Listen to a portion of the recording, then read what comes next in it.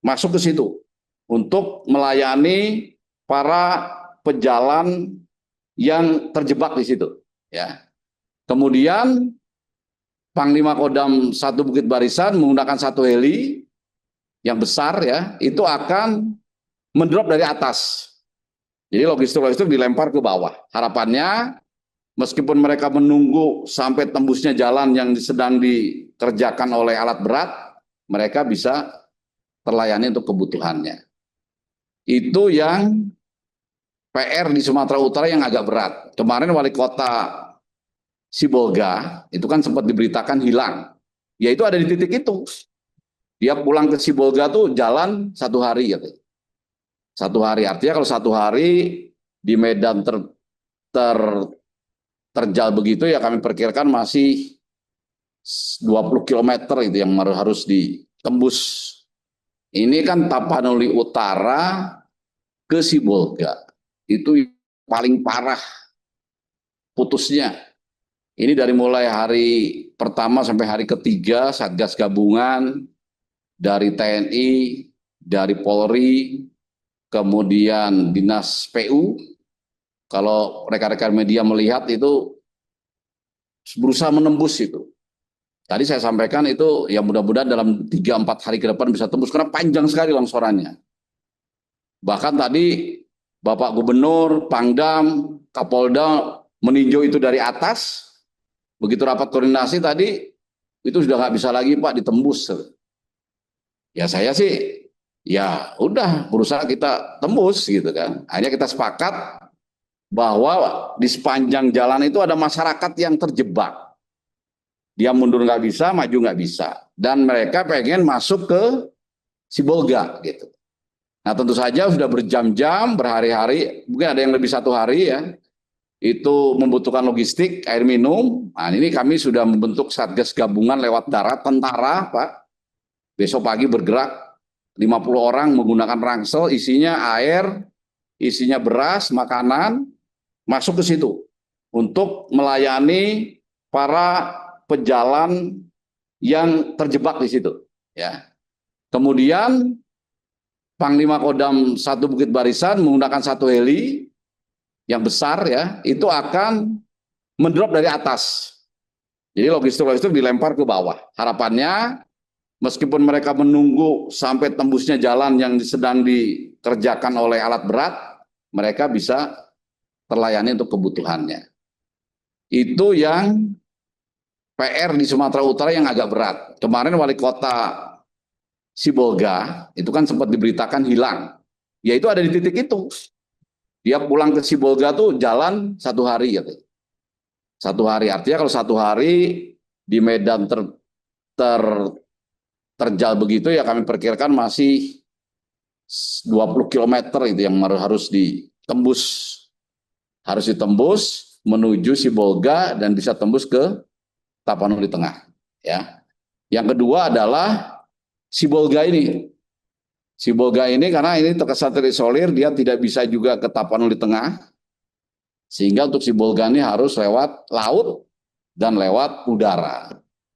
Tapi Tapanuli Tengah ini bisa diakses lewat darat asal bantuannya lewat Pinang Sori.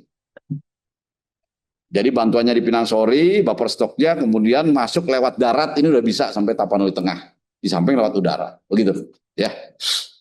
Tapi operasi udara masih akan terus? Operasi udara akan terus sampai kondisi membaik. Jadi tidak ada batasan ya.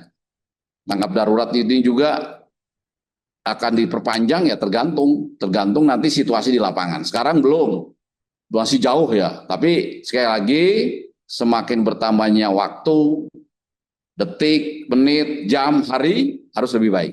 Gitu. Kabar kondisi lapangan seperti apa sih Pak? Karena kabarnya di jalanan itu rawan longsor dan ketika dibersihkan longsornya terjadi longsor lagi. Betul. Jadi karena untung hujannya tidak, itu kan jalan pada saat tidak longsor aja kecil. Untuk berpapasan 2 kendaraan aja sulit, apalagi kondisi sekarang. Apalagi sekarang itu di sisi kiri itu berjejer kendaraan-kendaraan yang terjebak. Sehingga untuk membersihkan itu, tadi saya katakan hanya bisa maksimal 2 alat. Padahal yang disiapkan lebih dari itu. Tapi mereka tidak bisa kerja sama-sama karena aksesnya nggak bisa. Hanya 2 alat gantian. Nah itulah yang mengakibatkan ini butuh waktu. Butuh waktu. Dan tadi saya udah rapat juga dengan dari sisi sebelah sana, dari Tapanuli Tengah, Pak Bupati sudah berhasil kita dorong ke wilayah Tapanuli Tengah. Sempat 3 hari nggak bisa masuk. Ya. Kami dorong ke sana lewat heli. Di sana di Tapanuli Tengah informasinya ada 3 alat berat. Nah ini juga kami sudah coba dari 2 sisi supaya nanti nyambung di tengah supaya targetnya bisa lebih cepat. Nah untuk mengatasi itu makanya langkah kami ini masyarakat terdampak di Tapanuli Tengah tadi 1.100 KK ini harus tenang dan kebutuhan dasarnya harus dipenuhi. Itu ya supaya mereka juga tidak resah, termasuk alat-alat komunikasinya kita tambah terus.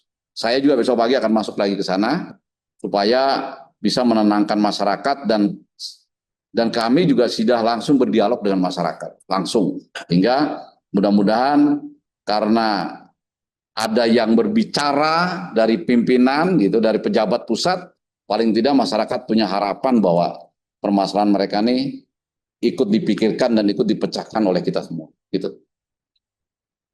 Dan banyak dari masyarakat ini baik dengan rumah dan bangunannya baik. Apakah dari DPR dengan beberapa yang baik masyarakat baik? Ya, jadi ini kan karena kita masih fokus ke akses dasar ya. Masyarakat itu bingung. Nanti setelah ini terbuka, aku mau kemana? Nah ini juga, ini jadi program kita ya. Program kita supaya mereka tenang saat berdialog dengan rakyat, kita sampaikan bahwa tidak perlu khawatir. Ini langkah ini kan akses dulu, komunikasi dulu, bajunya dulu, baru nanti mikir rumahnya gimana. Nah rumahnya itu ada beberapa skema. Ini arahan Bapak Presiden Prabowo Subianto ya, untuk tidak ada kalau namanya untuk kepentingan rakyat itu semuanya harus betul-betul diprioritaskan. Nah rumah itu ada skemanya, yang rusak, rusak sedang, rusak ringan itu diganti kerusakannya dalam bentuk uang. Skemanya 15 juta rusak ringan, 30 juta rusak sedang. Bagaimana yang rusak berat? Tertutup, diganti oleh pemerintah rumah baru.